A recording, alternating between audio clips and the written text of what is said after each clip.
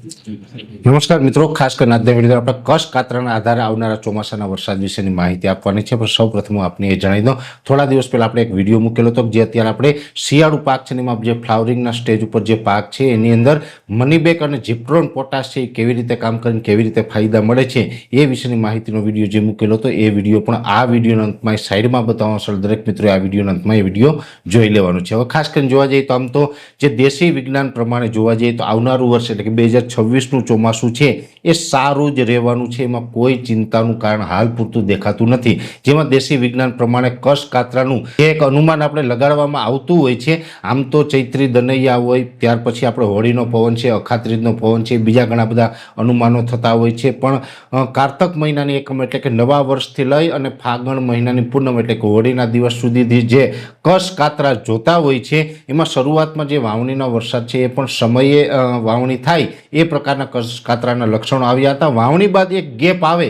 એવું પણ એક કચ્છ કાતરાનું અનુમાન આવ્યું છે. જોકે આ કચ્છ કાતરાનું અનુમાન છે, બીજા અનુમાન પ્રમાણે થોડુંક પ્લસ માઇનસ થઈ શકે છે. પણ ખાસ કરીને જે છેલ્લા અત્યારે આમ તો ફાગણ મહિનાની પૂનમ નજીક છે, 4 માર્ચે આપણે આમ તો હોળી ગણાશે અને હોળીનો પવન પણ સંકેત આપશે. પણ હવે અંતિમ ચરણમાં જ્યારે પણ આ કચ્છ કાતરાનો રાઉન્ડનું જે એક માહિતી ચાલી રહી છે એ મુજબ જોવા જઈએ તો અત્યારે પણ છૂટાછવાયા કોઈ ભાગની અંદર કચ્છ થવાનું ચાલુ છે અને આ કચ્છ કાતરા છે હોળી સુધી ચાલુ રહેવાના છે. એટલે આનો સંકેત એ આપી રહ્યું છે કે 2026નું ચોમાસું છે, આવનારું ચોમાસું છે એની અંદર છેટ સુધી સારા વરસાદ થાય તેવા લક્ષણો કચ્છ કાતરાના આધારે અત્યારે મળી રહ્યા છે. ખાસ કરીને આવનારું ચોમાસું છે એ ચોમાસા દરમિયાન તો આપણે સારા વરસાદના રૂપમાં લાભ આપશે, પણ સાથે સાથે શિયાળુ પાક થાય, ઉનાળુ પાક થાય એ પ્રકારનું એકદમ ટનાટન ચોમાસું રહે તેવું પણ દેશી વિજ્ઞાન પ્રમાણે અત્યારે લાગી રહ્યું છે. અને આધુનિક વિજ્ઞાન પ્રમાણે જોવા જઈએ તો અલગ અલગ પેરામીટરના આધારે પણ આપણે એક અનુમાન આપેલું છે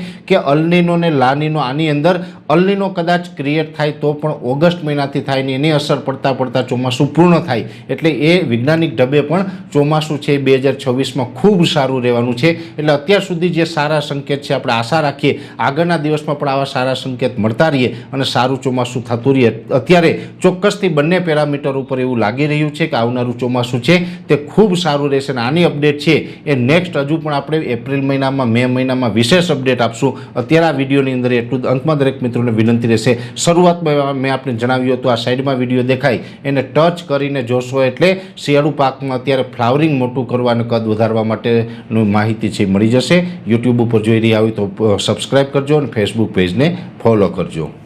નમસ્કાર.